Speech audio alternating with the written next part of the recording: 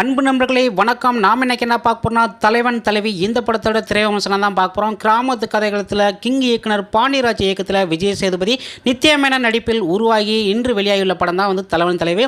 இதில் கணவன் மனைவி இடையிலான உறவை மையமாக வச்சு இந்த படம் எடுத்துக்கிறாங்க.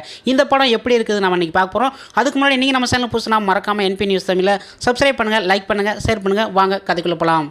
இந்த படத்தோட கதை என்னன்னா, குடும்பத்தோட சேர்ந்து ஹோட்டல் நடத்தி வராரு விஜய் சேதுபதி. விஜய் சேதுபதிக்கு இதில் ஆகாச வீரன் அப்படின்னு சொல்லி பேர் வச்சுக்கிறாங்க. நித்யா மேனனுக்கு பேரரசி அப்படின்னு சொல்லிட்டு பேர் வச்சுக்கிறாங்க. இவங்க ரெண்டு பேருக்குமே பொண்ணு பார்த்து இவங்க ரெண்டு பேருக்குமே நிச்சயம் செய்கிறாங்க. நிச்சயம் செய்கிற பிறகு இதுக்கு பிறகு என்னன்னா, இவங்க ரெண்டு பேருக்குமே காதல் வருது.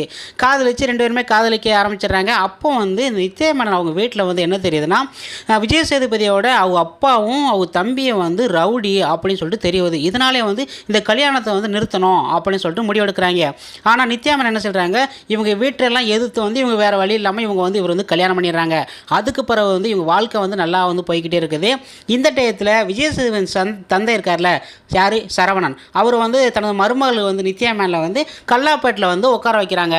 கல்லாப்பட்டில் உட்கார வச்சோடனையும் அதை பார்த்துருக்கிற யார் விஜய் சேதுபதியோட அம்மா, இவன் மட்டும் என்ன புதுசாக வந்தவன் தான் கல்லாப்பட்டில் வச்சுருக்கா, இவனால நான் தான் உட்காந்துருந்தேன் அப்படின்னு சொல்லிட்டு ஈகோ ஆகுறாங்க.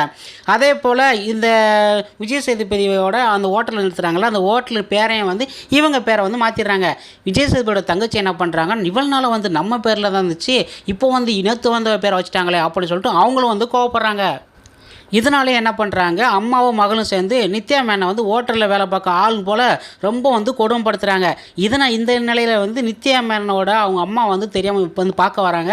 இப்படி பார்க்க வரையில் என்ன என் மகளை இப்போ நடத்துகிறீங்களே அப்படின்னு சொல்லிட்டு அவங்க ரெண்டு பேரும் சண்டை போடுறாங்க. விஜய் சேதுபதி கூடலாம் சண்டை போடுறாங்க. சண்டை போட்ட உடனே ரெண்டு பேருக்கு பிரிஞ்சு இப்படியே இருக்கல, ரெண்டு பேருக்குமே சண்டை மறுபடியும் பிரிஞ்சிடுறாங்க. பிரிஞ்ச உடனே விஜய் சேதுபதியோட அவங்க அம்மாவும் அவங்க தங்கச்சி என்ன பண்ணுறாங்கன்னா, இவருக்கு வேறு திருமணம் பண்ணணும் அப்படின்னு சொல்லிட்டு பிளான் போடுறாங்க. பிளான் போட்ட உடனே நித்யா மேனனுக்கு இது தெரிஞ்சது. இதனால சண்டை மறுபடியும் பெரிய இதாக அமையுது.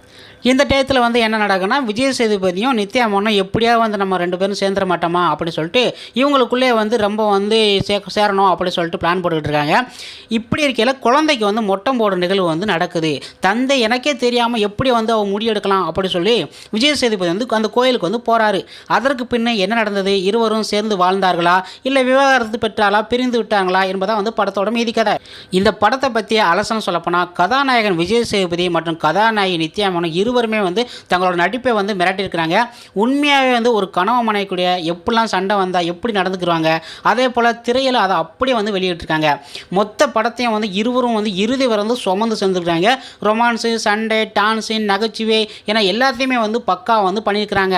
அதே போல் தீபா செம்மன் வினோத், ரோஷினி, ஹரிப்பிரியா, சரவணன், மைனா நந்தினி, காளி வெங்கட், அருள்தாஸ், ஜானகி சுரேஷ் அவங்கவுங்க கொடுக்கப்பட்ட கதாபாத்திரத்தை சூப்பராக பண்ணியிருக்கிறாங்க. அதுலேயும் அவங்க அம்மாவாக இருக்கும் தீபா வில்லத்தனத்தில் மிரட்டி எடுக்கிறாங்க. அவங்க முறைக்கிறது, பயங்கரமாக இது பண்ணுறது, திட்டுறது, அந்தளவுக்கு சூப்பராக பண்ணியிருக்கிறாங்க.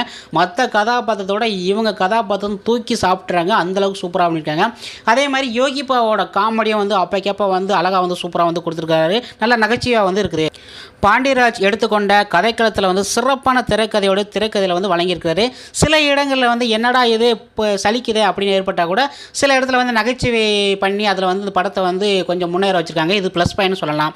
அதே போல் சில காட்சியில் நம்மளோட கனெக்ட் ஆகலை அப்படின்னு தான் சொல்ல முடியும். அதற்கு காரணம் பின்னணி இசை சரியில்லை அப்படின்னு தான் சொல்ல முடியும். சந்தோஷ் நாராயணன் பின்னணி இசை பெருசாக இதில் உதவலை அப்படின்னு தான் சொல்ல முடியும். இந்த படத்தில் எந்த ஒரு பாடலுமே நம்ம மனசுக்கு செட் ஆகாத பாடலை அமைச்சிருக்காங்க. ஒரு படத்துக்கு முக்கியமான ப்ளஸ் பாயிண்ட்டே பாட்டு தான். அந்த பாட்டு இதில் அந்தளவுக்கு இல்லை. இதுதான் இந்த படத்துக்கு ஒரு மைனஸ் பாயிண்ட் அப்படின்னு சொல்லலாம். மற்றபடி இதில் எல்லாமே சூப்பராக நடிச்சிருக்காங்க. வீக்கெண்டில் போகிற அடிச்சுன்னா ஃபேமிலியோட பார்த்து என்ஜாய் பண்ண வேண்டிய ஒரு டிஃப்ரெண்டான மூவி. இந்த படத்துக்கு நான் கொடுக்க வேண்டிய ரேட்டிங் 5க்கு 4 கொடுக்குறேன். அந்தளவுக்கு சூப்பராக அருமையாக இருக்குது. ஓகே ஃப்ரெண்ட்ஸ், உங்களுக்கு நம்ம வீடியோ பிடிச்சினா மறக்காம சேனலில் சப்ஸ்கிரைப் பண்ணுங்கள், லைக் பண்ணுங்கள், ஷேர் பண்ணுங்கள். இது போன்ற வீடியோ நெக்ஸ்ட்டில் சந்திக்கலாம். நன்றி, வணக்கம்.